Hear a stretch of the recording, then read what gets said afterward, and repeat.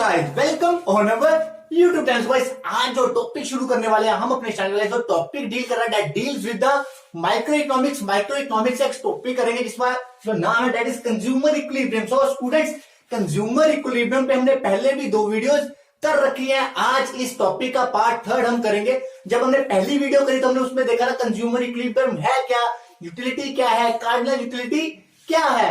सो उसके बाद गाइस हमने जो सेकंड पार्ट किया था उसमें हमने किया था law of diminishing marginal utility. जो law of diminishing marginal utility था स्टूडेंट, वो किन केस में यूज होता था, जब हम क्या करते हैं, जो कंज्यूमर है वो सिंगल कमोडिटी, एक कमोडिटी को क्या करता था, कंज्यूम करता था, तो उस केस में law of diminishing marginal utility apply होता था। तो आज जो वीडियो करेंगे वो किस केस में करेंगे, अगर जो कंज्यूमर है वो एक से ज्यादा मतलब 2 या 2 से ज्यादा कमोडिटीज को कंज्यूम करता है तो वो मैक्सिमम सेटिस्फेक्शन गेन करने के लिए वो क्या कॉम्बिनेशंस बनाएगा ताकि जो उसको जो सेटिस्फेक्शन है वो क्या हो, मैक्सिमम हो। तो ऐसे केसेस में लॉ यूज होगा। वो लॉ कौन सा है, law of equi marginal utility. मतलब इक्वी मार्जिनल यूटिलिटी क्या करेगा, जो कंज्यूमर है वो क्या करेगा, 2 या 2 से ज्यादा प्रोडक्ट्स को क्या करेगा, कंज्यूम करेगा, कमोडिटी को कंज्यूम करेगा और ऐसा कॉम्बिनेशन ड्रा करेगा जहां पे उसको मैक्सिमम सेटिस्फेक्शन हो। सो गाइस जल्दी से देखते हैं आज का law of equi marginal utility. So guys अगर तक आपने वो हमारी प्रीवियस वीडियोस लॉ के रिलेटेड नहीं देखा गाइस, उसका जो लिंक है ऊपर आई बटन पे आ रहा है, आप पे क्लिक करके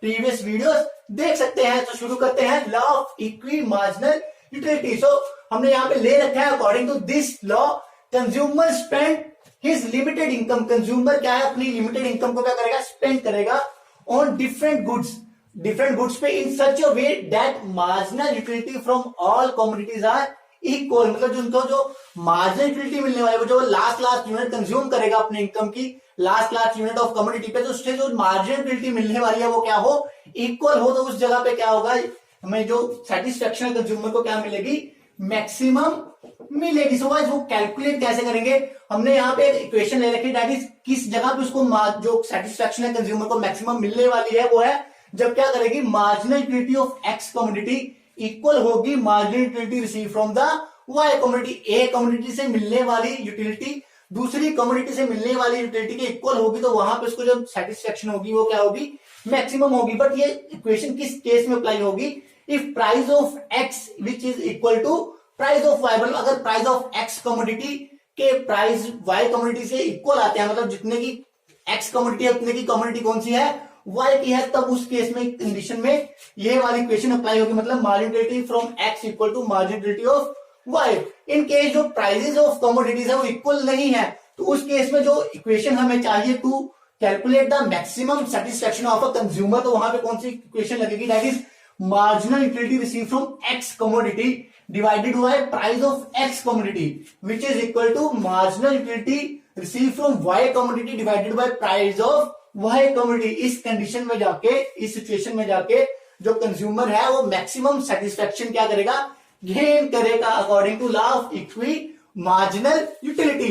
सो गाइस इस लॉ को शुरू करने से पहले इसकी एक्सप्लेनेशन जो हम इसकी assumptions देखते हैं। इसकी assumptions क्या थी, सबसे पहले जो इसकी assumptions मतलब मानने वाली जो चीजें हमें मान के चलनी है, that is consumer is rational. जो हमारा कंज्यूमर है वो क्या है, रैशनल है, समझदार है। उसकी जो सेकंड जो हमारे पास इसकी assumption दैट इज इनकम क्या है, फिक्स्ड इनकम है, इनकम चेंज नहीं होगी। अगर किसी की इनकम 100 है तो 100 ही रहेगी, ना ही कम होगी ना ही ज्यादा होगी। अपनी सारी की सारी इनकम को क्या करने जा रहा है, कंज्यूम करने जा रहा है। उसके बाद प्राइस आर गिवन, जो कमोडिटीज हम कंज्यूम कर रहे हैं उनके प्राइसेस भी क्या है, गिवन है। या उसके बाद एटलीस्ट 2 कमोडिटीज, हाँ ये लॉ उन्हीं केसेस में अप्लाई होगा यहाँ पे कमोडिटीज 2 या 2 से ज्यादा होगी। या उसका जो अगली assumption that is marginal utility falls with increase in consumption. देखो ये जो लॉ था, जो हमने पिछला लॉ वगैरह डिमिनिशिंग मार्जिनल उसमें भी सेम एप्लीकेबल होती थी ये वाली assumptions की।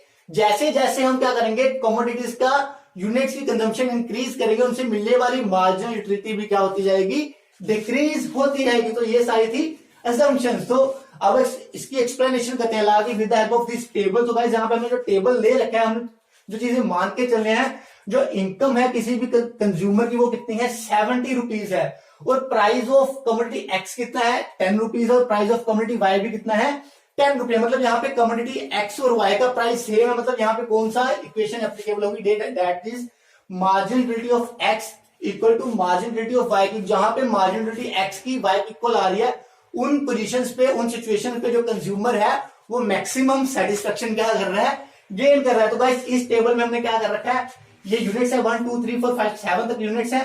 मार्जिनलिटी फ्रॉम एक्स है और वाई है, एक्स है वो 12 है, उसके बाद कम होती जाएगी, 12 के बाद सेकंड यूनिट पे 10 आ जाएगी, थर्ड पे 8, फोर्थ पे 6 और कम होती जाएगी। सिमिलरली वाई की कमोडिटीज हमने मार्जिनलिटी ले रखी है, तो जब फर्स्ट यूनिट कंज्यूम करेगा वाई से कितनी मार्जिनलिटी मिल रही है उसको 10, उसके बाद सेकंड पे 8, थर्ड पे 6, ऐसे कम होती जा रही है। तो हम देखेंगे कि किन केसेस में मार्जिनलिटी ऑफ एक्स इक्वल है मार्जिनल यूटिलिटी ऑफ वाई के। तो वो कौन कौन से केस, एक फर्स्ट केस था यहाँ, ये था यहाँ पे 10 और 10 इक्वल है, मतलब वो क्या कर रहा है, यहाँ पे 2 यूनिट कंज्यूम कर रहा है एक्स के और 1 यूनिट किसका कंज्यूम कर रहा है, वाई का कर रहा है। यहाँ ये वाली सिचुएशन पे भी क्या है, इक्वल है। यहाँ पे क्या कर रहा है, 3 यूनिट कंज्यूम कर रहा है एक्स कमोडिटी के और 2 यूनिट कंज्यूम किसके कर रहा है, वाई कमोडिटी के। यहाँ ये वाला कॉम्बिनेशन भी, यहाँ पे मार्जिनलिटी क्या है, दोनों की सेम आ रही है। यहाँ पे 4 यूनिट कंज्यूम कर रहा है एक्स कमोडिटी के और क्या कर रहा है, 3 यूनिट किसके कंज्यूम कर रहा है, वाई कमोडिटी के जो कंज्यूम कर रहा है। इसके बाद ये भी सिचुएशन बनेगी, यहाँ ये भी देगी। बट हमारे पास क्या है,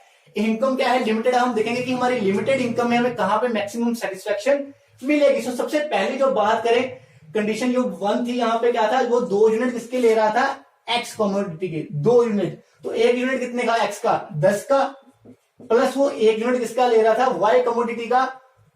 तो उसको वाई कमोडिटी कितने की, वो भी 10 रुपए की थी। जो टोटल वो इनकम अपनी स्पेंड कर रहा है वो कितनी कर रहा है गाइस, यहाँ पे 30 कर रहा है। मतलब उसकी इनकम उसने स्पेंड कितनी कर रही, 70, वो कितनी थी इस सिचुएशन में 30 हो रही है। तो सेकंड केस अब अगर देखेंगे तो यहाँ पे ये वाला केस था हमारा सेकंड, वहां पे उसका जो 3 यूनिट किसके कंज्यूम कर रहा था, एक्स के 10 का 1 यूनिट है और वाई के कितने कर रहा था, 2 यूनिट कर रहा था, 10 का 1 यूनिट था। 30 प्लस 20 उसकी कितनी इनकम कंज्यूम हो रही है, ओनली 50 हो रही है। तो वो थर्ड, अगर वो थर्ड कॉम्बिनेशन पे आए, वो क्या कर रहा है, 4 यूनिट किसके कंज्यूम कर रहा है, एक्स के, और किसके 3 यूनिट किसके कंज्यूम कर रहा है, वाई के। तो दोनों 10-10 के थे, 40 प्लस 30 को 70। यहां पे जाके जो उसकी सारी इनकम है वो क्या हो रही है, कंज्यूम हो रही है। तो इस सिचुएशन पे जाके क्या करेंगे गाइस, हम उसकी क्या करेंगे, सेटिस्फेक्शन कैलकुलेट करेंगे। क्या, कौन सी सिचुएशन पे, जब वो क्या कर रहा था, 4 यूनिट किसकी कंज्यूम कर रहा था, एक्स कमोडिटी के, और 3 यूनिट किसकी कंज्यूम कर रहा था, वाई कमोडिटी के। तो उसको मैक्सिमम सेटिस्फेक्शन कितनी मिल रही थी, उसको जो मैक्सिमम सेटिस्फेक्शन मिल रही थी वो क्या कर रही थी, वो उसको कितनी यूटिलिटी मिलती थी एक्स यूनिट से, 12 plus 10 plus 8 plus 6 which is equal to 10 22 36 बन गई गाइस ये। उसके बाद जो वाई से उसको मिलती थी, वाई कमोडिटी तो 10 प्लस 8 प्लस 6, तो उसको कितनी मिलती थी यहां से 24। टोटल उसको जो मार्जिनलिटी रिसीव हो रही थी वो कितनी हो रही थी गाइस, 60 हो रही थी। ये उसका मैक्सिमम सेटिस्फेक्शन वाला पॉइंट था। हम चेक कर सकते इसको और कोई कॉम्बिनेशन में इससे ज्यादा सेटिस्फेक्शन मिलती है कि नहीं मिलती गाइस। अगर उसके पास कितने रुपीज थे, 70 रुपीज थे, तो 7 यहाँ पे यूनिट्स गिवन। अगर वो सारे पैसे अपने एक्स कम्युनिटी पे कंज्यूम कर देता तो उसको कितनी मैक्सिमम सेटिस्फेक्शन मिलती उस केस में, क्योंकि 7 यूनिट मल्टीप्लाई बाय 10 70 रुपए 70 रुपीज तब भी उसके कंज्यूम होने थे। यहाँ पे 12 प्लस 10 प्लस 8 प्लस 6 36 प्लस 4 आ गया 40 40 प्लस 2 कितना आ गया, तब उसको सेटिस्फेक्शन मिलनी थी 42 की, 42 यूटिलिटीज उसको मिलनी थी।